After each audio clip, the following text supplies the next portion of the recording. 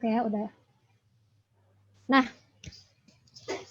saya izin mulai ya. Assalamualaikum warahmatullahi wabarakatuh.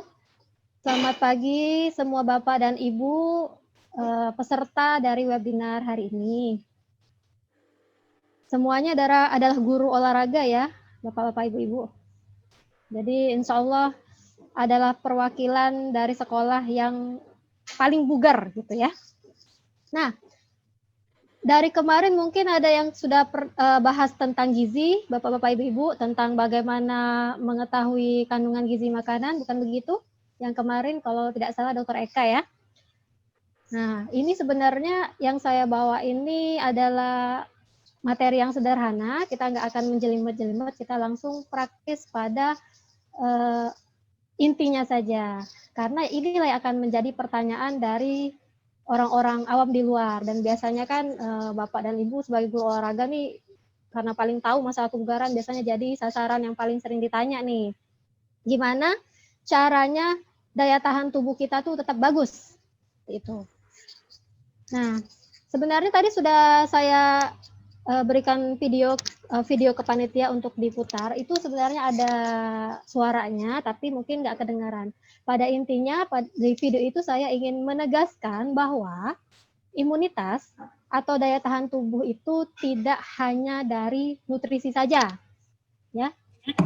Seringkali pertanyaan itu makan apa ini biar daya tahan tubuh itu bagus gitu kan. Tapi patokannya sama makanan saja. Patokannya sama makanan saja, jadi tidak memperhatikan faktor-faktor lainnya. Misalnya tadi, capek, kelelahan, stres, ya, stres baik fisik maupun mental. Kemudian adanya penyakit, gitu. Adanya penyakit yang diderita oleh seseorang.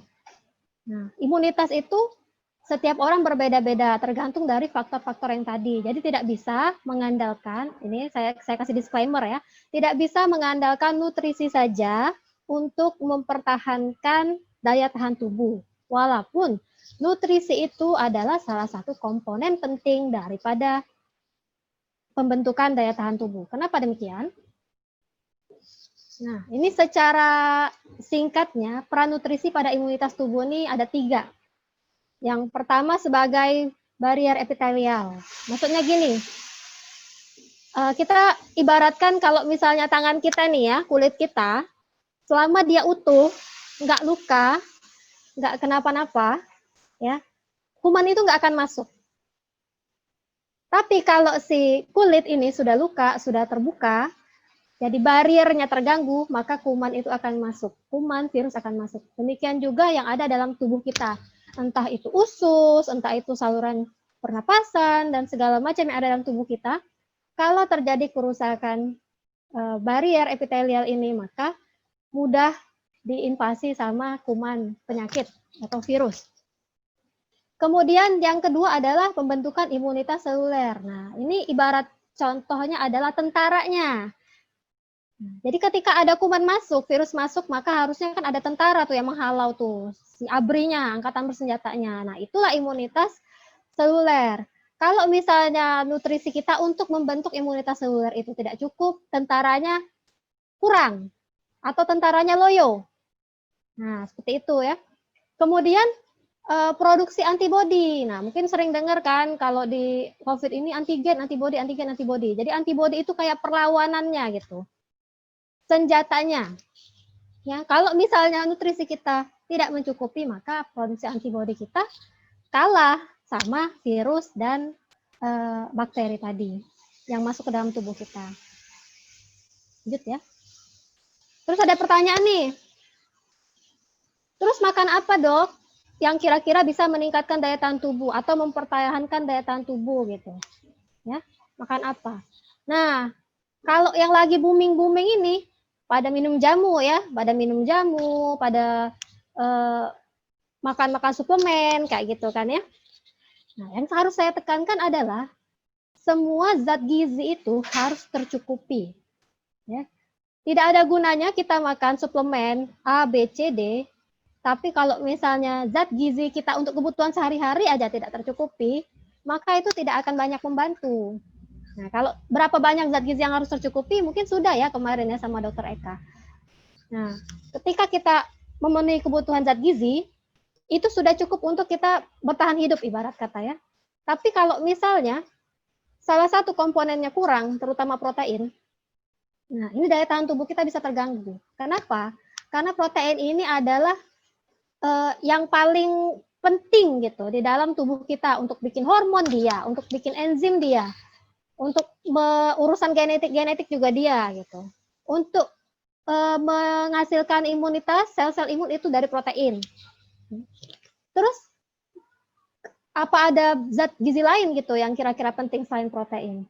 Nah, itu ada contohnya di bawah ini. Bisa vitamin A, vitamin B, C, D, E, zinc, selenium, zat besi yang sifatnya membantu kayak gitu.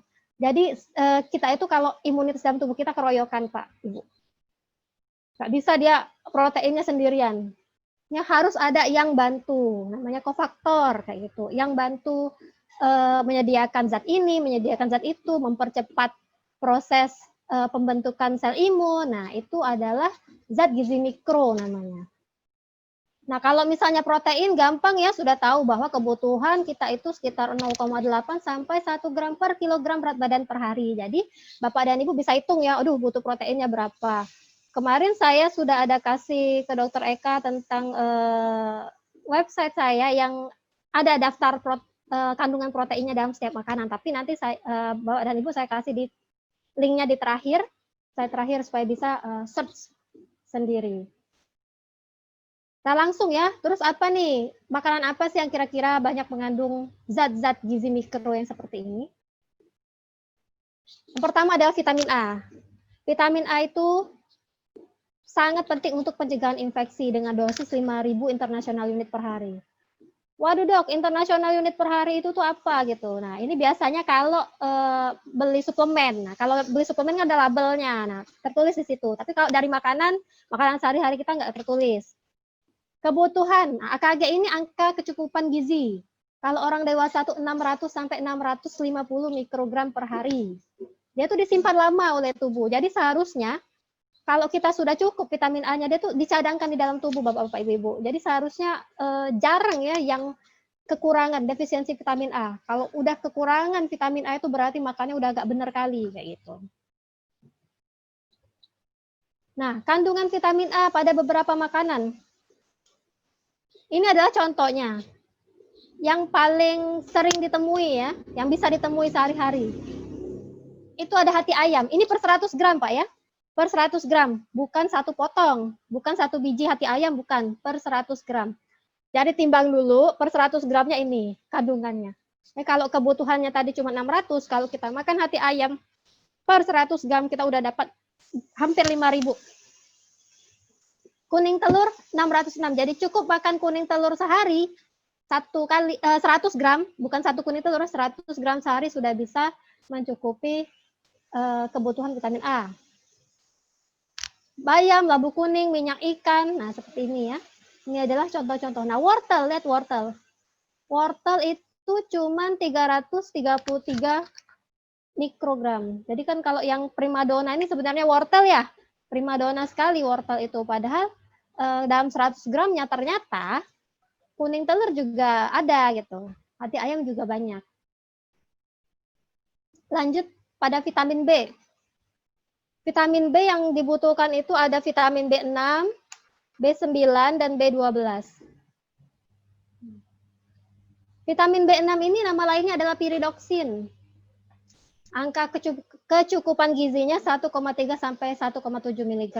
Jadi ini adalah contoh-contohnya nih yang bahan makanan yang mengandung vitamin B6 yang cukup tinggi. Per 100 gram, ingat Bapak Ibu, per 100 gram ya. Ikan tuna, nah hati ayam nih, kenapa saya masukkan hati ayam? Soalnya hati ayam ini yang paling mudah gitu. Selama tidak ada masalah gitu di kesehatan, sampai kita sehat-sehat aja kalau makan hati ayam, nah nggak apa-apa lah gitu ya. Kalau misalnya sulit untuk menemukan ikan tuna, misalnya ikan salmon. Terus juga ada dada ayam tanpa kulit. Nah, jadi ayam ini Bapak Ibu makan tanpa kulit, jadi kita tidak mendapatkan ketidakbaikan dari lemak jenuh di kulit ayam itu, tapi kita mendapatkan vitamin dari dagingnya. Jadi pilih dagingnya. Nggak ada dada ayam, sedia pisang di rumah. Susah nih, mau beli-beli buah nih, nggak bisa beli buah-buah yang mahal. Beli aja pisang, Pak. Ya, selain melancarkan pencernaan, memberikan kita kalium biar bertenaga, pisang juga mengandung vitamin B6. Ya, per 100 gramnya lebih tinggi daripada daging sapi. Ya.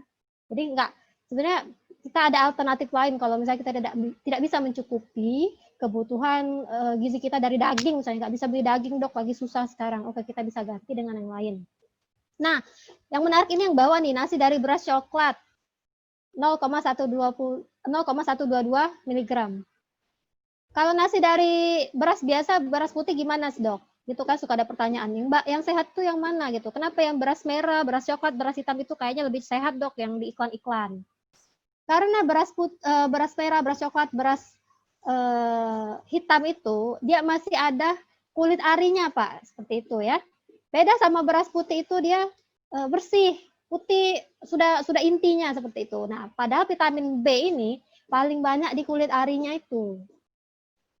Itu yang kita suka kekurangan vitamin B dari beras, dari nasi, padahal itu yang kita makan sehari-hari karena beras kita itu sangat-sangat murni gitu ya, nggak ada lagi kulit-kulit arinya, nggak ada kasar-kasarnya lagi, tinggal lep kayak gitu. Kemudian vitamin B9. Nah, kalau Bapak Ibu sering dengar namanya asam folat, kebutuhannya 400 mikrogram per hari. Balik lagi, kandungan 400 gramnya ada hati ayam nih. 573, ada bayam, ada jeruk walaupun kecil ya, ada tahu, tempe, ada brokoli. Jadi sebenarnya bisa ya dipenuhi dari makanan-makanan ini. Apalagi hati ayam langsung 100 gram hati ayam sehari udah cukup nih vitamin B9-nya atau asam folatnya. Selanjutnya ada vitamin B12. Nah, nama lainnya adalah kobalamin. Ini kalau misalnya kekurangan juga bisa mengakibatkan anemia juga, Pak. Kekurangan sel darah merah itu, anemia itu bisa juga karena kurang besi, bisa juga karena kurang vitamin B12, itu ya. Nama lainnya itu kobalamin. Angka kecukupan gizinya 4 mikrogram per hari. Ini saya masukkan lagi kan hati ayam biar sama nih, Pak, dari depan sampai belakang hati ayam itu ada gitu, biar konsisten gitu. Lihat nih, vitamin B12 banyaknya di mana? Yang bisa dicukupi di mana? Kerang itu cukup tinggi ya, kerang. Biasanya makanan-makanan seafood, makanan laut itu memang cukup tinggi dengan mikronutrien, tapi memang tidak semua orang yang bisa mengakses dan tidak semua orang yang tahan gitu ya, ada banyak yang alergi. Makanya kita alternatif bisa kuning telur, bisa juga daging sapi juga bisa. Nah, ini nih yang vitamin C. Vitamin C ini booming ya pas COVID ya, pokoknya langsung borong vitamin C banyak-banyak di semua tempat tuh habis, di apotek, toko obat, di mall ya habis semua vitamin C karena orang-orang tuh taunya bahwa vitamin C ini bisa anti COVID seperti itu. Benar nggak sih demikian anti COVID? Nah, sebenarnya nggak langsung ya, nggak ada yang sampai sekarang itu nggak ada obat COVID namanya tuh yang namanya obat COVID vitamin C itu nggak ada. Jadi vitamin C ini merupakan antioksidan yang kuat. Antioksidan tuh yang mengangkut oksidan di dalam tubuh kita supaya tidak mengganggu jalannya metabolisme tubuh kita. Oksidan itu apa, Dok? Itu kan bingung kan. Nah, oksidan kalau pakai bahasa sederhana tuh oksidan itu zat-zat beracun lah kita bisa bilang ya. Dapatnya dari mana? Dari polusi udara, dari makanan yang nggak benar, dari bernafas aja kita sudah menghasilkan oksidan. Selama Bapak Ibu bernafas, maka ada oksidan. Pasti. Makanya kita harus makan yang sehat. Kenapa? Supaya oksidan-oksidan yang dari nafas ini aja gitu, yang dari nafas kita sehari-hari aja ini bisa terangkut gitu dan tidak mengganggu tubuh kita. Tambah lagi kalau makan kita nggak benar, kebanyakan tinggi lemak. Nah, lemak itu bisa menghasilkan oksidan itu tinggi, Pak. Jadi kalau misalnya makan tinggi lemak, wah cepat-cepat ini makan antioksidan biar cepat dinetralisir. Seperti itu ya. Nah, karena antioksidan kuat, kemudian kan dikenal sebagai anti infeksi seperti itu. Jadinya vitamin C ini sempat diborong oleh orang di mana-mana. Dan memang nih seperti kondisi sekarang nih pada masa COVID, pada penelitian vitamin C ini menurun kadarnya pada orang-orang yang terinfeksi COVID. Makanya vitamin C ini menjadi salah satu terapi di rangkaian terapi dalam protokol. Di dalam protokol pengobatan COVID. Tapi nggak juga harus banyak-banyak, Bapak-bapak, Ibu-ibu ya. Karena kebutuhan dewasa aja nih, normal aja ini, 75,90 mg. 75,90 mg. Berapa vitamin C yang ada di pasaran? Bisa sampai 500 sampai 1000. Jadi, kalau misalnya kita makan, kalau kita nggak ada gejala, nggak ada apa gitu, dan kita emang sehat, nggak COVID gitu, kita mau memenuhi kebutuhan zat gizi vitamin C kita cukup lah yang 500 aja. Nggak usah yang sampai tinggi-tinggi 3 kali sehari 1000, nanti jebol lah itu ginjal kita ya. Kecuali kalau misalnya kita itu dalam terapi COVID gitu. Oke. Nah, jadi apa dok yang paling banyak tuh makanannya? Ini saking boomingnya ini sampai tim kita sempat tulis. Bentar ya. Pak tulis di sini. Dok, Pak Arwan ini kelihatan nggak Pak Arwan? Halo Pak Arwan. Slideshow-nya lagi di luar dok, bagaimana? Kenapa? Ini kelihatan nggak? Ini kelihatan nggak websitenya? Lagi loading. Di sini belum tampil Mbak. Oh, masih PPT ya? Ya, masih PPT dok. Oke, sebentar. Saya stop share dan saya share lagi. Ya, silakan dok.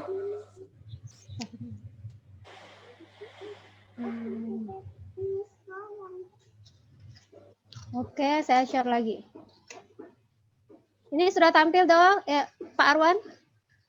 Ya, oke dok, sudah tampil dok. Nah, ini sampai kita bikin bapak-bapak, ibu-ibu artikel tentang panic buying vitamin C. Karena apa?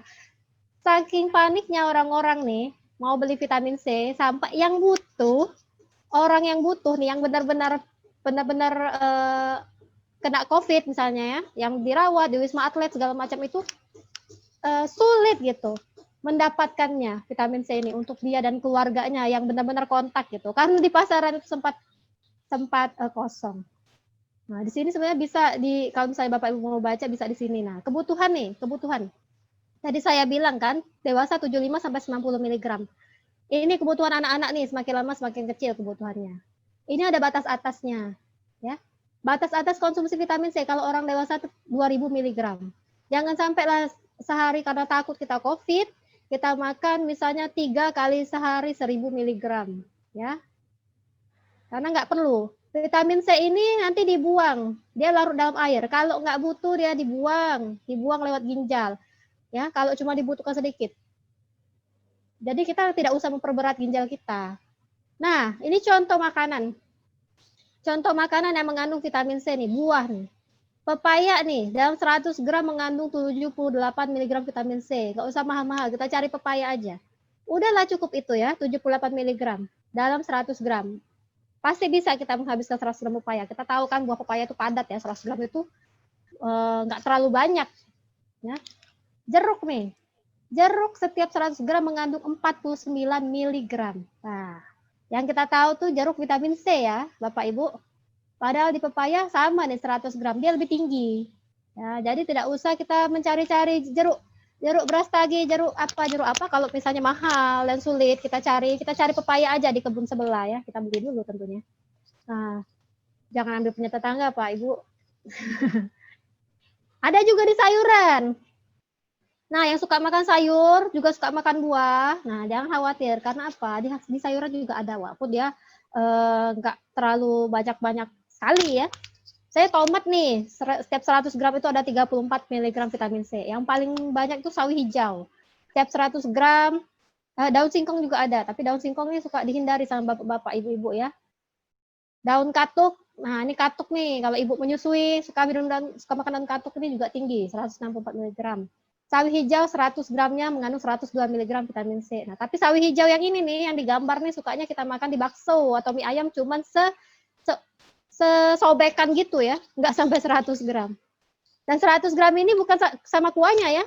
Kalau sama kuahnya mungkin sudah 500 gram aja itu satu mangkok sayur. Bukan ya. Jadi kalau sayur 100 gram namanya sayurnya aja. Setelah dimasak, diperes gitu ya, tinggal daunnya aja itu 100 gram. Nah, itulah yang namanya kandungan dalam 100 gram sayur.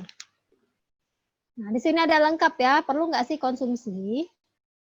Perlu, karena banyak fungsinya vitamin C. Tapi kalau bisa kita dapatkan di makanan, kenapa kita harus mencarinya dari suplemen? Ya, kita mahal-mahal beli suplemen, padahal kita bisa dapat dari makanan yang kandungannya itu bukan cuma vitamin C aja. Kalau kita makan pepaya, kita bisa dapat vitamin C, vitamin yang lain kayak gitu ya. Vitamin dan mineral yang lain gitu. Jadi serat gitu kalau kita makan pepaya. Tapi kalau kita makan tablet vitamin C, kita cuma dapat vitamin C-nya doang yang berlebihan. Itulah kenapa kita harus makan makanan yang beragam. Kemudian ini ada di website saya makanmu.com ya, Bapak Ibu kalau misalnya mau lihat-lihat lagi. Nah, kita balik lagi ke PPT ya. Balik lagi ke PPT. Apakah ini terlihat? Nah, vitamin D. Vitamin D ini juga jadi bahasan ya. Apalagi apa ya, jemur gitu. Pokoknya jemur. Nah, terutama nih Bapak Ibu yang guru olahraga nih kan, wah pasti sangat-sangat menjadi contoh untuk berjemur mendapatkan vitamin D. Karena emang itulah olahraga kan di ruangan terbuka kan biasanya di sekolah. Nah, angka kebutuhan gizinya, angka cukupan gizinya itu 15 sampai 20 mikrogram. Nah, aktivasinya dengan sinar matahari. Ya, ini ada nih. Maksudnya ini antara pukul gitu ya. Nah, kalau misalnya kita cuman berjemur saja, mana vitamin D yang dalam tubuh kita yang mau diaktifasi? Ya. Apanya yang mau diaktifasi kalau kita cuma mengandalkan berjemur saja, nggak makan yang mengandung vitamin D. Itu. Jadi selain kita berjemur untuk mengaktifasi apa yang kita makan tadi ya, kita mesti makanlah itu vitamin D, makanan yang mengandung vitamin D. Nah, yang jadi sorotan kemarin itu adalah berjemurnya ini jam berapa? Ada yang bilang jam 10, ada yang bilang jam 8, jam 9. Sebenarnya itu tergantung sama matahari bapak-bapak dan ibu-ibu di rumah atau di sekolah gitu. Kalau misalnya jam 9 masih mendung-mendung, ya jam 10 lah kita dapat matahari, kita berjemur jam 10. Ya. Kalau misalnya jam 8 sudah mulai terik-terik, kita berjemur jam 8, it's okay. Nah, memang ada beda dari panjang gelombang matahari seperti itu. Tapi kalau misalnya kita 2 kali seminggu aja itu sudah cukup sebenarnya. Sambil jalan berpindah dari kantor mana ke kantor yang lain, kenalah matahari kita. Berapa lama? Itu juga tergantung sama warna kulit kita. Kalau misalnya kulitnya terang, nggak boleh lama-lama. Ya, kalau kulitnya gelap, ya manis kulitnya gelap, ya agak lama sedikit lah Bapak Ibu. Karena dia tuh butuh waktu untuk menembus itu tuh, ya barirnya itu sangat-sangat tebal gitu. Jadi dia butuh lebih banyak waktu daripada kulit yang terang. Bisa sampai 15 menit. Bahkan ada penelitian itu yang bisa sampai 25 menit ya. Saya rasa ini nggak masalah nih bagi Bapak dan Ibu ya. Pasti kalau olahraga tuh jangan-jangan lebih ya. Pagi ini kelas A, siangnya kelas B yang olahraga ya. Mungkin kali sudah 12 jam itu terpapar sinar matahari itu Bapak dan Ibu. Jangan juga berlebihan Pak ya, terpapar sinar matahari. Kandungan, bentar. Nah, makanan apa nih? Nah, makanan mengandung vitamin D ini sebenarnya kalau mau gampang itu makanan laut. Ya, makanan laut. Ya, salmon itu banyak itu. Mahal sekali salmon. Ya udah, kita mainnya sarden aja. Sarden aja, tuna saya rasa ada ya di pasar sebelah ada ya tuna, ikan tuna. Terus sarden, kemudian ikan kembung ya. Makanan laut kan sama lautnya walaupun beda kastanya tapi sama lautnya. Lumayan ya. Ini tergantung juga ya tergantung juga kemampuan kita juga mau beli yang mana, tapi nggak apa-apa. Ini ikan kembung juga lumayan ini. Kemudian susu sapi, kuning telur juga lumayan. Jadi kita makan dulu dan ini akan disimpan juga. Jadi kalau misalnya Bapak kelebihan makannya itu akan disimpan juga di lemak kita. Ya. Tapi kita juga nggak boleh obesitas. Ya, kalau wah disimpan di dalam lemak nih vitamin D. Ya udah kalau gitu saya banyakkan saja lemak di dalam tubuh saya. Enggak juga gitu ceritanya Pak ya. Ibu, kalau misalnya sudah obes, sudah terlalu banyak lemak dalam tubuh, untuk mengeluarkan vitamin D ini juga susah. Jadi kita usahakan status gizi kita baik, ya, dan makan vitamin D yang cukup. Jadi kalau besok kita nggak sempat ini, kita ada acara nggak sempat makan vitamin yang makan yang mengandung vitamin D yang bagus, oke kita masih ada cadangan kita dari yang kemarin. Vitamin E. Nah, biasanya ini terkenal di kecantikan kulit ya kalau ibu-ibu ya. Angka kecukupan gizinya itu 15 sampai 20 mg. Nah, banyaknya pada minyak nabati. Kita kan pakai minyak kelapa sawit ya. Dapat 15,94 tapi per 100 gram. Nah, ini mesti diingat. Jangan karena waduh ini saya mau dapat vitamin E dari minyak kelapa sawit ini. Jadi Bapak dan Ibu sehari bikin makanan dengan 100 gram minyak. Ya, vitamin E-nya dapat ya, tapi obesitasnya menunggu ya. Sakitnya menunggu gitu ya. Memang banyak di nabati gitu, tapi kita bisa pilih misalnya kacang almond, kacang-kacangan Pak, Ibu, kacang-kacangan. Nah, ini banyak sebenarnya contohnya, tapi saya cari yang paling terkenal aja. Nah, kalau makan almond kan kita nggak, almond itu mengandung lemak yang baik gitu. Ya. Kalau minyak goreng, kita khawatir misalnya kita hanya bertumpu dengan minyak goreng untuk mendapatkan vitamin E, kita khawatir. Karena kenapa? Minyak goreng kita itu berapa kali Pak, Ibu dimasaknya? Ya. Sampai coklat hitam kali ya, udah 10 kali guys. Sayang kita membuangnya itu. Sehingga bukannya vitamin E yang dapat, bukannya vitamin A yang didapat, tapi oksidan tadi ya. Karena rantai lemaknya itu sudah hancur gitu. Kalau cara gampangnya dok, sayang dok minyak gorengnya ini, sayang sekali kalau misalnya dibuang ya. Coba dilihat aja kalau misalnya konsistensi itu maksudnya kita kan tahu nih minyak goreng kita awalnya seperti ini.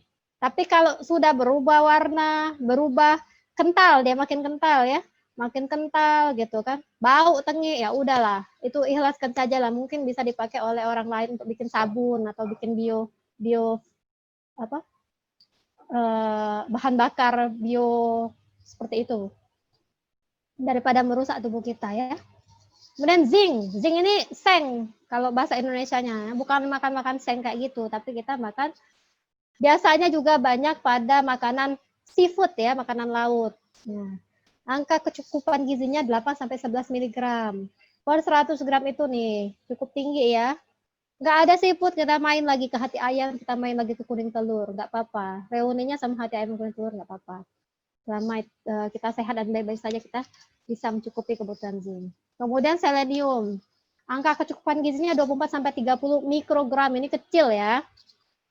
Ini cukup kecil, jadi kita anggap bahwa kalau kita makan nih yang mengandung zinc tadi, ini sebenarnya agak-agak mirip nih sumbernya. Ya, mencukupi yang zinc tadi, kita cukup juga seleniumnya. Kalau misalnya kita kurang selenium, biasanya pencernaan kita terganggu. Ya. Nah, ini juga tergantung dari ini saya tulis kadar tanah tempat tumbuhan hidup. Jadi, kenapa ini wortel kita misalnya, wortel kita, sayur kita yang lokal nih ya, kok nggak cantik kali kayak wortel sama sayur yang impor. Ya. Wortel impor tuh besar-besar, merah, manis, tapi kalau wortel kita imut-imut gitu. Kecuali yang misalnya memang benar-benar dibudidayakan di beras tagi ya, maksudnya wortel yang kita temui sehari-hari di rumah. Kenapa? Karena itu tergantung juga dengan tanah tempat tumbuhan hidup. Jadi kalau tempat tumbuhnya kurang zat-zat untuk bikin dia besar, dia juga tumbuhnya imut-imut. Ya, kandungannya juga bisa berbeda. Gitu.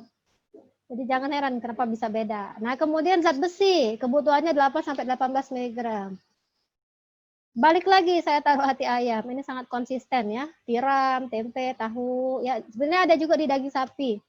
Loh kok nggak dikasih bayam dok? Ini kan bayam itu seperti Popeye dok, saya ngajarin anak saya ya, yang kalau makan bayam itu sehat, zat besinya banyak itu.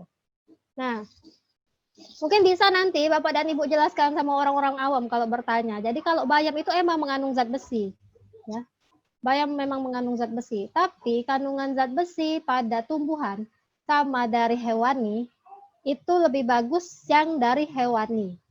Kenapa? karena dia sudah dalam bentuk lebih siap diserap. Ya. Kalau yang dari bayam ini, dia tuh kan ada seratnya nih Bapak Ibu. Ya, dia mesti bertarung dulu sama si seratnya ini, sama zat-zat yang terkandung dalam ini apa? Dalam bayam itu untuk melepaskan si zat besi ini biar diambil tubuh, berebut gitu kan, tarik-tarikan. Nah, itu lebih sulit. Sementara kalau dari hewani udah tersedia saja, udah dicerna, udah masuk saja seperti itu, lebih mudah. Makanya kalau misalnya mengejar zat besi, dok, anak saya kekurangan zat besi gitu, saya mau kasih bayam berapa banyak, itu saya sarankan untuk mendapatkannya dari makanan hewani kalau kita mau kejar. Kalau sehari-hari boleh bayam, ya, karena kita juga dapat seratnya juga, dapat vitaminnya juga. Tapi ingat, cara masaknya juga, Bapak Ibu. Bayamnya dimasak sampai lembut-lembut sekali. Ya, seratnya aja lah mungkin kita dapat di situ ya, sampai lembut sekali dan sampai warna hijaunya udah pudar gitu kan. Ya, di mana lagi kita bisa mendapatkan vitaminnya. Makanya kalau sayur itu sangat baik kalau misalnya kita dapatkan segar ya. Kalau misalnya kita punya kebun sendiri itu baik sekali karena ketika kita dapatkan segar, kita langsung masak ya, vitaminnya itu masih terjaga. Tapi kalau misalnya kita ambil dari pasar gitu, terus kita dinginkan berhari-hari di kulkas ya, sudah berdinginkan berhari-hari di kulkas, kita rebus lagi dia sampai lembut-lembut sekali gitu ya, sampai berubah warna, kita makan itu kita mungkin bisa mendapatkan seratnya saja gitu. Vitamin yang larut airnya sudah bye-bye, ya sudah hilang. Oke. Nah, sebenarnya banyak lagi ya, ada omega 3 juga. Mungkin Bapak dan Ibu pernah dengar omega 3 ya. Biasanya itu banyak di minyak ikan. Kalau kita ini orang Indonesia kurang, saya lupa masukkan, kita kurang makan omega 3 karena kita juga kurang ya makan ikan-ikan di laut dalam kayak salmon segala macam itu. Makanya suka ada suplemen minyak ikan. Ini suka ada yang tanya nih, bagus nggak dok suplemen minyak ikan? Oke, kalau misalnya mampu beli, kalau misalnya bisa boleh dimakan. Kenapa? Omega 3 itu dibutuhkan untuk menekan peradangan. Ya, menekan peradangan. Jadi kalau kita sakit, kemudian kita kurang omega 3-nya, kita tuh jadi susah bangkit gitu dari sakit kita. Kalau kita cukup omega 3-nya, kita bisa melawan virus dan bakteri yang masuk. Nah, ini sebenarnya terakhir ya, pesan, nggak usah pusing-pusing ya. Pusing dok, ternyata banyak yang nggak dipenuhi pasti ya. Waduh, saya ternyata nggak makan ini. Saya setiap harinya cuma makan burger aja misalnya. Waduh. Nah, pesannya nggak usah bingung-bingung. Mikronutrien ini namanya zat gizi mikro ya. Kecil dibutuhkan tubuh, tapi penting. Kecil tapi penting. Selama kita bisa memenuhi kebutuhan gizi seimbang kita, kita tuh bisa mendapatkan mikronutrien ini dalam jumlah yang cukup. Ya. Asal kebutuhan gizi seimbang kita seperti yang sebelumnya mungkin sudah dijelaskan itu cukup ya, protein, karbohidrat, lemak, dan kita pilih dari bahan yang baik. Ya, misalnya lemaknya bukan dari kulit ayam gitu kan, lemaknya bukan dari minyak jelantah. Nah, mungkin kita bisa mencukupi itu. Kemudian kita lakukan konsumsi makan yang beragam dan bervariasi. Jadi hari ini kuning telur ayam, besok hati ayam, besok daging, besok apa? Supaya kita saling mencadangkan. Nah, yang hari ini cukup, besok nggak cukup, dicadangkan dari yang kemarin seperti itu. Kalau kita makannya beragam dan bervariasi. Dan untuk orang tua juga ya, kalau kita sebagai orang tua juga makan beragam dan bervariasi. Sebagai guru juga makan beragam dan bervariasi gizi seimbang. Orang tua akan meniru. Siapa yang akan meniru? Murid. Ya, murid kita, anak kita. Jadi kalau misalnya kita bilang ini, aduh ini anak susah sekali makan sayur, kok nggak mau makan sayur, kok nggak mau makan makanan sehat, kita cek dulu, refleksi diri dulu ke diri kita, apakah kita sudah melakukan yang tepat sehingga mereka bisa meniru. Dan itu nggak bisa pakai omongan, ayo makan begini-begini, nah, ayo anak-anak muridku makannya begini. Enggak, mereka lihatnya berapa lama ya, lihatnya sudah 2 mingguan gitu. Oh iya ya, konsisten. Oh ternyata kayaknya sehat nih Bapak dan Ibu nih kalau makannya begini. Oh caranya Bapak dan Ibu bawa bekal seperti ini. Bapak dan Ibu nggak jajan gitu, nggak jajan yang macam-macam. Ya susah kalau misalnya kita mengajarkan yang benar, tapi kita juga misalnya jajan sembarangan gitu dilihat oleh anak murid, ya susah juga kita. Branding kita juga sudah rusak jadinya. Kemudian kalau mau tahu nih informasi nilai gizi, oh saya mau makannya misalnya makan apa ya? Ikan gurami. Ikan gurami tadi nggak ada dokter tulisnya, cuma nggak ada ikannya. Di mana saya bisa tahu? Nah, kalau kemarin mungkin sudah dijelaskan dokter Eka di ahligizi.id, bisa dicari ya, search ya. Kalau saya sini ada di panganku.org, sama aja sih mirip, cuma dia searchnya berdasarkan abjad. Ya, seperti ini. Sebentar, saya share. Sebentar, saya share. Ini. Nah, ini kira-kira sudah keluar belum ya? Di panganku.org ini. Ya dok, sudah muncul dok. Nah, di sini ada abjad ya. Saya pindah di sini ada abjad. Nah, ini adalah daftar yang resmi dari Kementerian Kesehatan Republik Indonesia. Ada abjad di sini ya. Mau apa nih? Misalnya apa? Ikan atau misalnya apa sih? Dicari. Nah, misalnya alpukat lah ya. Cari yang A aja. Nah, misalnya kita mau cari alpukat, kita bisa klik di sini. A, terus nanti search alpukat, nanti keluar. Nah, gini ya, saya sudah klik A, kemudian saya cari alpukat misalnya. Ini agak lambat ya, karena ini share screen. Wah, lambat sekali. Udah karena agak lambat, mungkin bisa dicari, bisa dicoba aja. Nah, ini alpukat ya. Nanti di sini ada lengkap nih.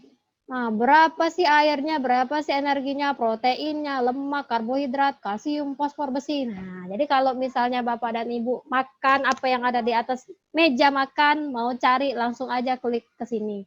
Kalau misalnya mau cari informasi-informasi artikel populer, bisa ke makanmu.com ini ya. Makanmu.com, bisa tanya-tanya juga, ada Instagramnya juga, makanmu.com. Kalau mau tahu berapa sih kebutuhan gizi, bisa ke Instagram makanmu.com, di follow lah itu, kemudian diklik linknya ini.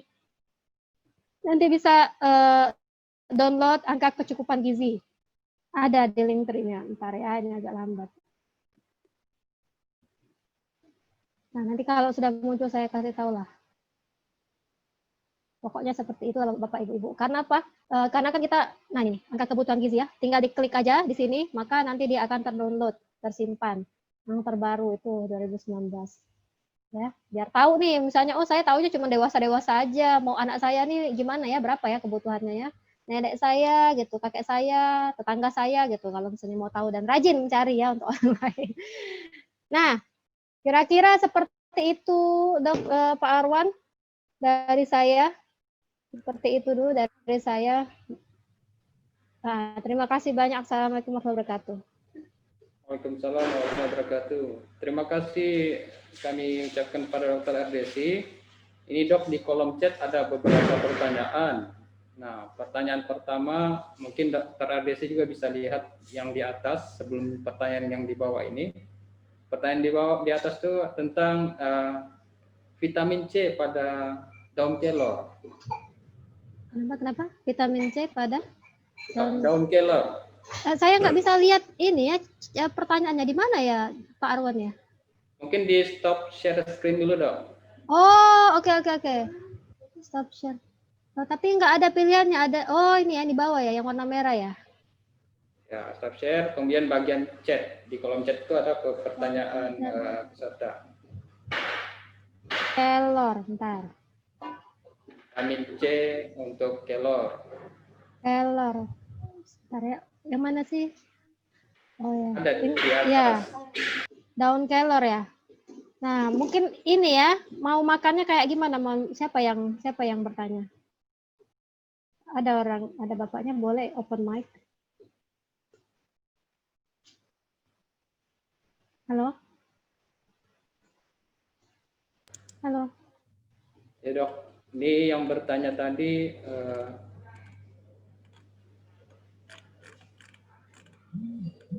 atas nama Pak Safilu bertanya tentang bagaimana kandungan vitamin C dalam 100 gram pada daun kelor, dok. Ya, jadi daun kelor ini memang kaya akan vitamin C juga, Bapak ya. Bapak Ibu, dia sekitar ada yang menyatakan sekitar 7 mg seperti itu ya, tapi memang enggak terlalu tinggi dibandingkan kebutuhan kita ya, dibandingkan buah-buahan yang lain ya, misalnya kayak jambu biji dan sebagainya. Dan juga gini, yang kita fokuskan concern kita, kalau vitamin C itu kan sifatnya tidak tahan terhadap panas, mudah larut dalam air. Jadi kalau saran saya, kalau mau mendapatkan vitamin C dari makanan, kita cari yang stabil. Artinya apa? Dari buah-buahan. Buah-buahan nggak usah dimasak dulu kan? Buah-buahan nggak usah dimasak dulu. Bagusnya tuh yang segar, ya kita kupas kita makan. Kalau misalnya dalam bentuk sayuran, kita masaklah dulu itu, ya sudah hilang dia kena panasnya kompor itu, airnya itu, larutlah pula dia di dalam airnya itu. Dan berapa sih banyaknya dari daun kelor? Coba kalau 100 gram pisang, 100 gram pepaya aja lah ya, contoh vitamin C tadi. 100 gram pepaya dibanding 100 gramnya daun kelor. Itu lebih kemakan yang mana Bapak Ibu? Mungkin lebih kemakan yang pepaya ya. Karena 100 daun itu kan sangat enteng ya. Untuk mencapai 100 gramnya itu butuh lebih banyak kayak gitu. Kemakan nggak? Sebenarnya concern utamanya tadi karena nggak stabil tadi vitamin C. Kalau misalnya ada iklan nih bagus nih, mengandung vitamin C, daun kelor ya, mungkin sebenarnya itu adalah jualan suplemen ekstrak ya, ekstrak. Jadi ekstrak itu lain lagi. Jadi kalau ekstrak itu daun kelornya dihancurkan ya, diambil intisarinya gitu, intisari vitamin C dari daun kelor. Nah, bolehlah kita mempertimbangkannya. Kalau dia bilang intisari dari daun kelor. Jadi bukan juga daun kelor yang dibubukkan ya, lain lagi. Daun kelor 100 gram ya dibubukkan, kemudian dijadikan kapsul misalnya. Ya.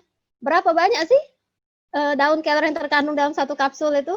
Dan berapa banyak sih kandungan yang dalam satu kapsul kecil itu? Nah, sampai enggak itu 100 gramnya daun kelor? Itu yang jadi kita harus pertimbangkan. Kecuali kalau bentuknya tuh dia bilang ekstrak. Ekstrak daun kelor, ekstrak itu yang intinya ekstrak vitamin C dari daun kelor. Nah, mungkinlah kita boleh pertimbangkan lagi kita mau dapat vitamin C dari daun kelor. Saran saya kita tetap ke cari vitamin C dari makanan segar buah-buahan gitu. Baik dok, ini lagi pertanyaan yang kedua ini tentang ada target yang ingin dicapai dari karakteristik tubuh. Mereka tanyakan bagaimana untuk memenuhi kebutuhan protein harian. Kalau misalnya ada target yang ingin dicapai, dok. Ya, terima kasih. Siapa tadi yang nanya? Ya udah. Terima kasih untuk yang nanya tadi. Saya agak nggak jelas. Sama Pak Jansen. Pak Jansen, ya terima kasih Pak Jansen.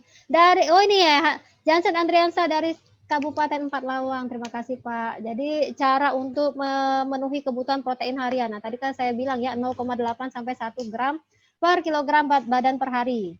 Kalau ini Bapaknya normal nih ya. Normal IMT-nya. Kemarin sudah diajarkan hitung IMT Pak Arwan? Ya, sudah Nah, aplikasinya juga. Terus kan Bapak dan Ibu ini udah hitung IMT nih, misalnya IMT-nya berapa dan kita anggap IMT Bapak dan Ibu normal ya. Jadi kita targetnya 0,8 misalnya per kilogram berat badan. Misalnya atau 1 lah ya biar kita mudah hitung contohnya aja. Berat badan Ibu misalnya 51, berarti butuhnya 50 gram protein per kilogram berat badan per hari. Nah, gimana nih dapatnya? Ini saya kasih share screen juga nih. Yang gampang, sebentar ya. Di sini. Oke. Bentar ya, saya share. Ini juga ada sebenarnya di makanmu.com, Bapak-bapak, Ibu-ibu. Itu ada daftar tabel protein. Tabel kandungan protein yang di dalam makanan yang lebih gampang.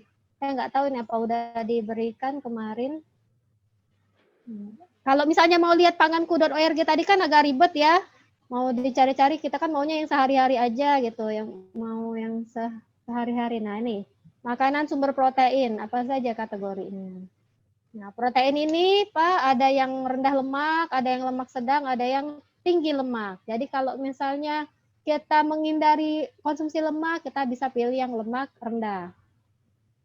Bentar ya, ini sudah kelihatan ya mestinya. Nah. Kok keremas urap ini? Sorry, salah klik. Ini agak lambat ya Pak Arwan ya, karena saya share screen jadinya agak lambat.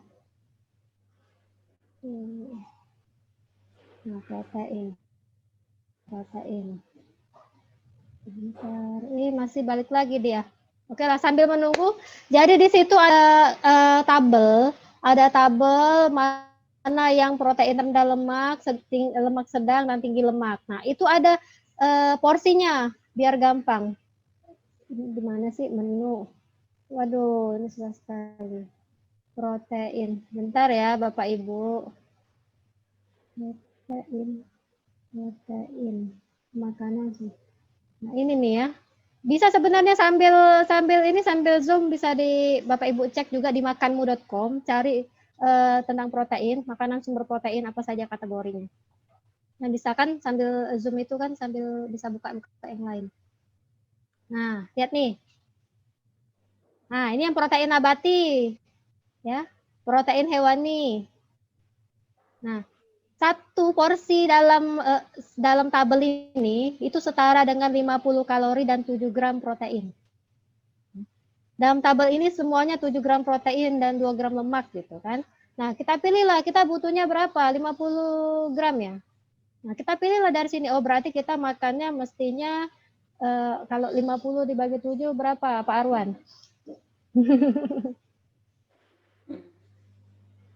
Ya. Berapa 7? 6 ya. Jadi 6 porsi lah ya kira-kira ya. 6 porsi ya, 6 porsi dari sini. Nah, kita pilihlah 6 porsi ini apa aja. Oh, berarti 2 porsi ikan kakap 35 gram misalnya.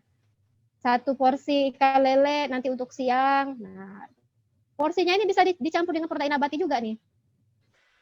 Nah, protein nabati. Kalau protein nabati, proteinnya 6 gram. Nah, jadi dari 6 porsi tadi bisa dikombinasikan mau makannya protein nabati atau mau makannya protein hewani. Nah, kayak gitu ya. Kira-kira bisa menjawab nggak ini? Oh, berarti misalnya kacang hijau kita 3 porsi, berarti 3 kali 25 gram. Maunya makannya pagi, siang, sore, masing-masing 25. Nanti makan siang apa lagi gitu. Jadi totalnya itu sampai 50 gram protein. Nah, itu cara kita gampangnya untuk mengatur-ngatur menu. Baiknya ini ibunya juga ikut ini biar bisa ngatur menu. Gimana Pak Arwan kira-kira Pak Jansen? Kira-kira masih agak bingung? Oke dok, terima kasih. Ini karena kita masih ada materi berikutnya. Kalau Iya, sayang sekali.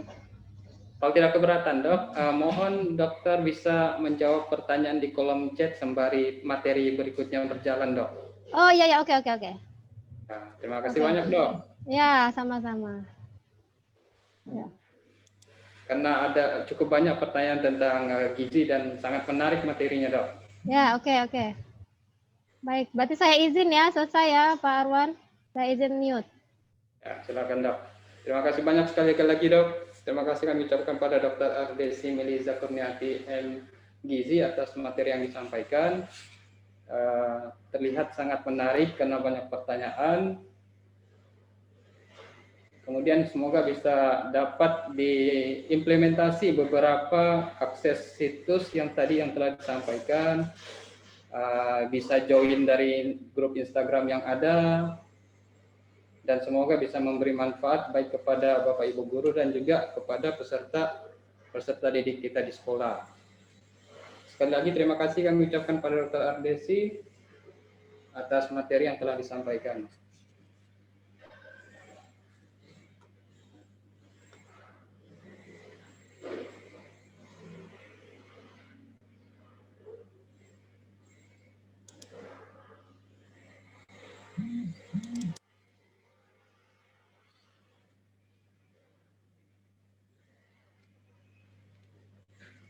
Baiklah, berikutnya adalah materi yang kedua untuk pelatihan kita di hari ketiga yang akan saya sampaikan sendiri dengan topik materi modul pembelajaran jarak jauh melalui pemanfaatan multimedia.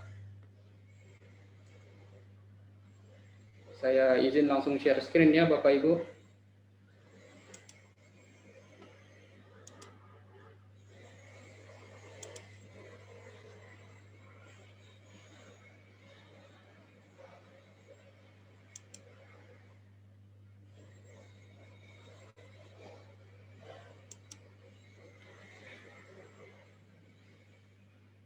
Dr. Ardesi, apakah slide saya terlihat, Dr. Ardesi?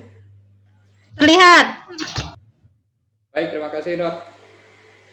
Bapak Ibu peserta pelatihan yang saya hormati, untuk materi yang kedua pada hari ketiga ini, yang akan saya sampaikan topiknya adalah penyusunan modul multimedia. Jadi pada prinsipnya modul ini merupakan salah satu instrumen atau salah satu bahan ajar yang bisa disampaikan guru ke peserta didik yang sifatnya self instruction, yang bisa digunakan oleh pembaca untuk bisa mempelajari secara mandiri.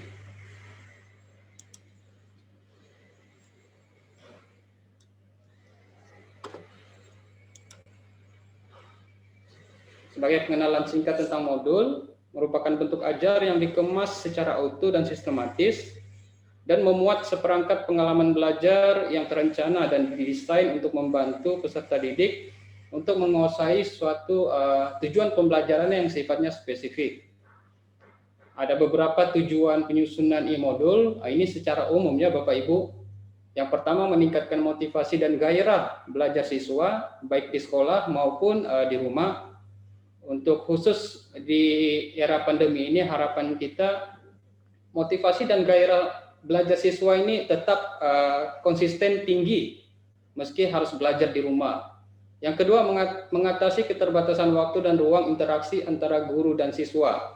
Seperti yang kita tahu, memang ada perbedaan antara pola atau bentuk interaksi antara guru dan siswa, baik secara tatap muka, secara langsung maupun secara virtual melalui beberapa aplikasi pembelajaran online. Yang ketiga adalah memungkinkan siswa belajar mandiri sesuai kemampuan dan minat. Nah, jadi harapannya dalam proses pengembangan atau penyusunan modul ini, topik atau materi yang dimuat ke dalam modul ini bisa dan mampu mengembangkan kemampuan dan minat anak didik kita. Dan yang keempat adalah memungkinkan siswa dapat mengukur sendiri hasil belajarnya. Dan tentu dalam setiap modul itu nanti akan saya jelaskan lebih detail. Salah satu komponennya adalah bagaimana si siswa ini nantinya dengan menggunakan modul ini mampu mengukur hasil belajarnya sendiri. Nah, berikut adalah komponen umum tentang modul, ya. Ini komponen standar dan juga merupakan komponen yang harapannya bisa dijadikan komponen standarisasi keseragaman dalam penyusunan modul untuk pelatihan kita pada hari ini. Nah, komponennya itu meliputi sampul, kemudian ada kata pengantar dan daftar isi. Kemudian yang paling penting di sini adalah bagaimana kita menyampaikan modul ini dan bisa digunakan secara baik melalui penjelasan rinci terkait petunjuk penggunaan modul. Kemudian di dalam modul itu juga ada pendahuluan, capaian pembelajaran, meliputi sikap nilai, kemudian pengetahuan dan keterampilan. Kemudian ada diagram topik, tergantung kreativitas Bapak Ibu guru nanti. Kemudian ada topik-topik pembelajaran, kemudian ada rencana pembelajaran, proses pelaksanaan pembelajaran, yaitu jabaran detail tentang materi dalam topik yang akan Bapak Ibu susun di dalam modul ini. Kemudian ada evaluasinya, dan selanjutnya ada daftar referensi dan biodata penulis secara ringkas. Dan biodata ini harapannya kita ada informasi tentang email, kemudian kalau ada website, blog atau WordPress juga baik, kemudian akun YouTube dari pelatihan pada hari kedua kita kemarin.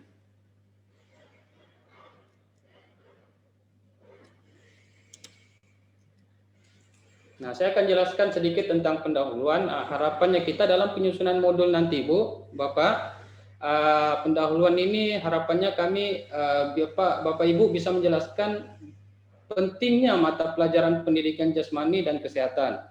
Itu pasti sesuai dengan profesionalitas Bapak Ibu guru sekalian, kompetensi Bapak Ibu guru sekalian. Kemudian yang kedua, harapannya di pendahuluan ini Bapak Ibu juga mendeskripsikan masalah pandemi yang mengharuskan sekolah menggunakan metode alternatif pembelajaran jarak jauh. Dan yang ketiga, di pendahuluan juga kami mengharapkan Bapak Ibu mendeskripsikan pentingnya tetap melaksanakan pembelajaran jarak jauh untuk siswa ini dan sembari menjaga kesehatan selama proses pembelajaran jarak jauh.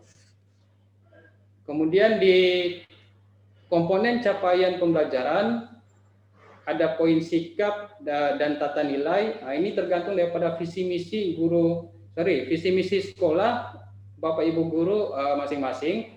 Tentu di setiap sekolah memiliki visi misi yang berbeda-beda. Ini kami harapkan disesuaikan saja, ya, disesuaikan saja capaian pembelajaran dari aspek sikap dan tata nilai. Nah, yang ketiga adalah komponen diagram topik. Ini hanya contoh ya Bapak Ibu. Diagram topik ini bisa Bapak Ibu buat sedemikian rupa lebih menarik, lebih baik untuk bisa menarik dan meningkatkan gairah si pembaca, khususnya siswa kita. Karena memang peserta kita pelatihan ini Bapak Ibu guru berasal dari guru-guru SD, SMP maupun SMA, jadi disesuaikan saja kreativitasnya untuk bisa menarik perhatian pembaca, ya, terutama siswa-siswa kita.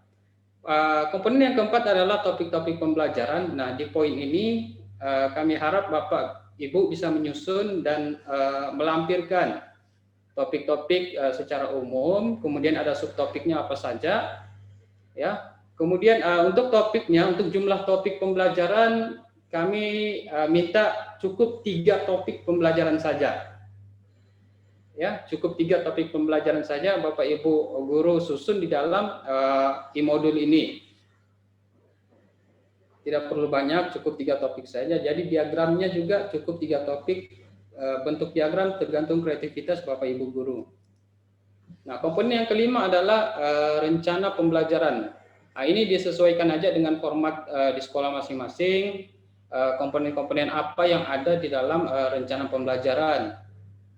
Mungkin kalau saya tidak salah ingat ada singkatan RPP. Itu disesuaikan aja komponen apa saja, seperti yang saya telah jelaskan tadi, cukup 3 topik Bapak Ibu guru. Cukup 3 topik yang ada di rencana pembelajaran e-model ini. Kemudian poin yang keenam atau komponen yang keenam adalah proses pembelajaran. Nah, di sini Bapak Ibu guru bisa menjelaskan penerapan teknis pembelajaran jarak jauh, kemudian topik-topik yang akan Bapak Ibu bahas atau Bapak Ibu yang akan Bapak Ibu muat ke dalam modul kita. Nah, di bagian evaluasi, ini paling penting dan cukup harapan kami Bapak Ibu bisa memperhatikan lebih baik di bagian evaluasi ini. Di tiap topik memang kita harap ada evaluasi formatif. Ya, di setiap evaluasi formatif, kemudian penilaiannya itu disesuaikan dengan pedoman pembelajaran di sekolah masing-masing. Nah, kami harapkan di salah satu topik, ya, di salah satu topik Bapak Ibu guru nanti akan ada penilaian aktivitas fisik yang dievaluasi melalui aplikasi Pacer yang telah kita sampaikan materinya pada pelatihan kedua. Kemudian harapan kami juga Bapak Ibu guru bisa melakukan evaluasi terkait aktivitas fisik melalui kuesioner IPAC. Kuesioner IPAC yang Bapak Ibu guru susun menggunakan aplikasi Google Form sesuai materi atau workshop yang telah disampaikan pada pelatihan pertama kita. Jadi Bapak Ibu guru bisa menggunakan keterampilan yang Bapak Ibu guru telah dapat selama pelatihan pertama dan kedua untuk bisa Bapak Ibu guru terapkan di dalam penyusunan dan pelaksanaan e-modul ini. Ya Bapak Ibu guru, jadi hanya ini yang kami minta, 2 komponen ini, yaitu adanya evaluasi aplikasi Pacer, kemudian untuk pengukuran tingkat aktivitas fisik juga melalui kuesioner IPAC dengan memanfaatkan aplikasi Google Form. Ya, hanya ini yang kami harapkan dan poin ini harus ada di setiap e-modul Bapak Ibu guru. Untuk 2 topik yang lain itu terserah kepada Bapak Ibu guru memilih topik apa saja. itu terserah, tapi khusus untuk satu topik harapannya ada evaluasi tentang aktivitas fisik ini. Selanjutnya, nah ini teknik penyusunan. Kita mulai kepada teknik penyusunan. Prinsipnya disusun sedemikian rupa sesuai panduan ini, panduan standar yang kami akan sampaikan ke Bapak Ibu guru setelah pelatihan ini selesai. Akan ada skema penulisan standar, skema penyusunan standar yang sudah kami rancang. Semoga itu bisa dijadikan panduan atau pedoman dalam menyusun e-modul kita. Kemudian dalam penyusunan e-modul juga ini tentang layout atau tata letaknya kami serahkan juga kepada Bapak Ibu guru. Kami percayakan kepada kreativitas Bapak Ibu guru untuk menyusun bagaimana tata letak setiap halaman dari e-modul yang akan Bapak Ibu guru susun ke depan. Kemudian mengubah modul standar menjadi modul multimedia. Di sini tekniknya adalah kita menggunakan tools atau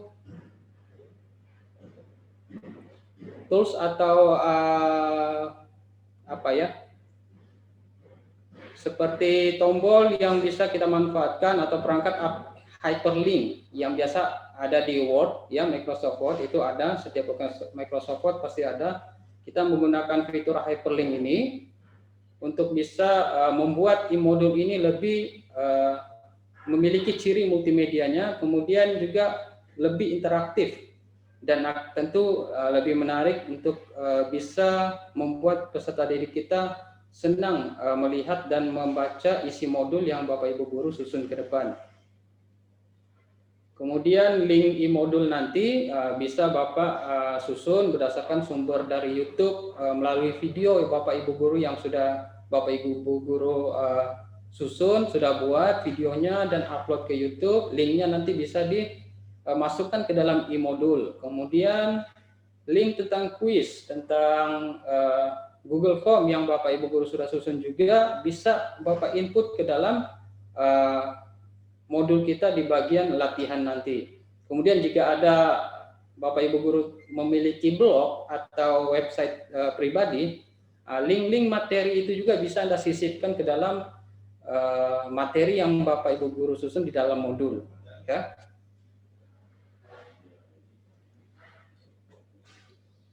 Jadi teknik sederhananya adalah seperti ini, ya. Nah, ini tekniknya bagaimana cara mengimplementasi hyperlink. Kalau untuk kita ingin membuat kata atau kumpulan kata terhubung dengan hyperlink, caranya cukup Bapak Ibu guru blok, lalu klik kanan dan pilih link, lalu pilih hyperlink. Atau Bapak Ibu guru juga bisa menggunakan simbol, ya, menggunakan simbol. Caranya klik simbol klik kanan lalu juga memilih fitur hyperlink. Nah, setelah itu akan muncul kolom di mana Bapak Ibu guru diminta untuk mengisi link pada kolom address. Nah, link ini Bapak Ibu guru bisa dapat contohnya dari YouTube. Link video yang Bapak sudah unggah atau Bapak Ibu guru sudah upload ke YouTube. Atau link-link dari Google Form yang Bapak Ibu guru telah susun. Setelah masuk ke dalam kolom address ini, Bapak Ibu bisa langsung tekan OK, ya. Nah, selanjutnya setelah modul Bapak Ibu guru selesai yang sudah terhubung dengan hyperlink, kami minta file e-modul itu yang awalnya dari bentuk Microsoft Word harus diubah dulu ke PDF agar setiap kali link hyperlink itu diklik atau simbol yang telah dimuatkan atau ditautkan dengan hyperlink itu setelah diubah dalam bentuk PDF akan secara otomatis terhubung kepada link tersebut secara online, ya. Jadi ini akan terhubung secara online. Ya, produk awalnya Microsoft Word diubah kepada PDF. Ya, jadi ini prinsip dasar atau teknik dasar untuk menyusun suatu modul yang sifatnya multimedia dan interaktif.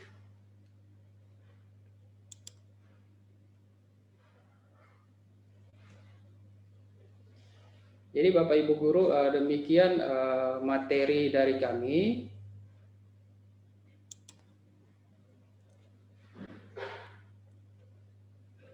Mungkin ada pertanyaan Bapak Ibu Guru sebelum kita masuk ke sesi berikutnya, itu sesi sedikit penjelasan dari Ketua Panitia terkait tugas yang akan disampaikan kepada Bapak Ibu Guru. Saya persilakan kalau ada pertanyaan melalui chat room juga enggak apa-apa Bapak Ibu Guru.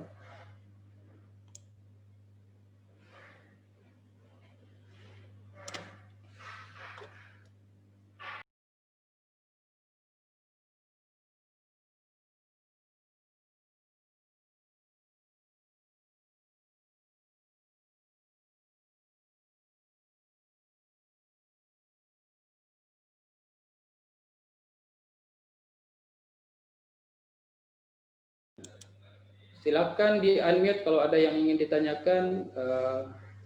Harapannya tetap bisa memberi manfaat kepada Bapak Ibu Guru.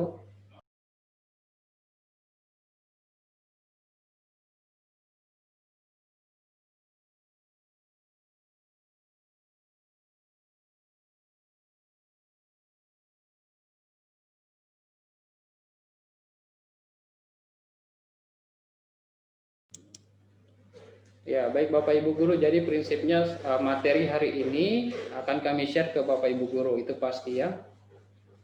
Termasuk link-link video setiap proses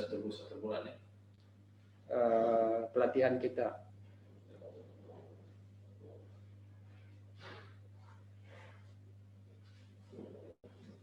Benar Bapak Ibu Guru, karena modul multimedia ini memang harus terkoneksi ke internet agar bisa mengaktifkan multimedia yang telah kita input ke dalam e-modul kita.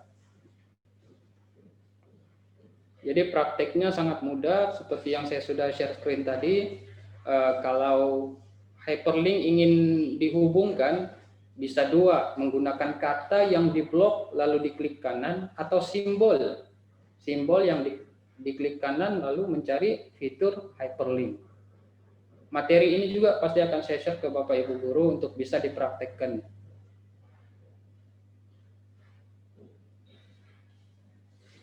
Ini pertanyaan, iya benar Bapak Ibu Guru, e-modul ini contoh di latihan kita menyampaikan atau kita menambahkan kata kuis. Nah, kata kuis itu kita blok, lalu klik kanan dan pilih menu atau fitur hyperlink, dan akan terhubung ke kolom hyperlink dan kita input link dari Google Form ke dalam hyperlink tersebut.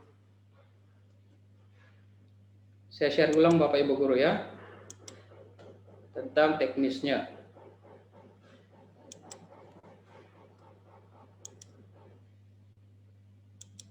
Nah, yang ini Bapak Ibu Guru.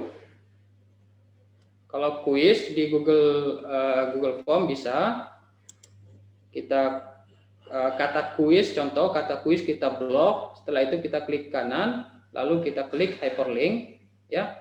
Setelah itu akan muncul kolom seperti ini, kolom hyperlink. Nah, di kolom hyperlink ini, di bagian address itu kita input link dari Google Form yang sudah kita buat. Setelah itu kita oke, dan secara otomatis sudah tertaut atau sudah terhubung dengan Google Form yang kita buat. Dengan catatan awalnya dalam bentuk Microsoft Word, harus diubah ke dalam bentuk PDF dulu Bapak Ibu Guru, baru bisa saat diklik langsung terhubung secara online.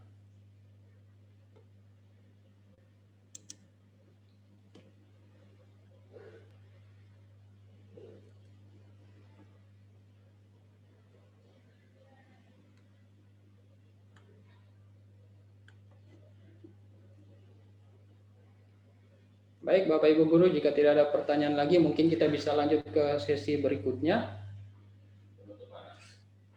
Sedikit penyampaian dari Ketua Panitia.